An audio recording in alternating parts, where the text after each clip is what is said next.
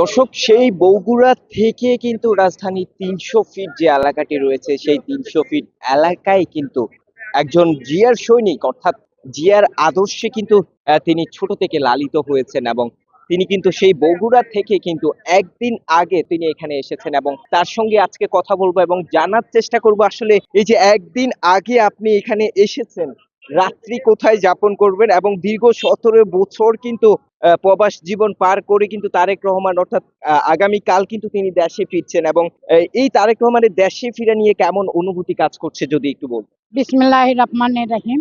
আমি মোসাম্মদ শিরিন আক্তার শিল্পী। আমরা বগুড়াবাসী, আমরা সবাই, না হলো হাজার পাঁচেক নেতা কর্মী না, শুধু সাধারণ জনগণ এবং তারেক জিয়া এবং জিয়া পরিবারকে ভালোবাসি। এক শক্তি আমাদের জীবন দিয়ে হলেও ওনাকে আমরা রক্ষা করব। আমরা জনগণ, আমরা নেতা কর্মী, ওনাকে মেন সেফটি দেব।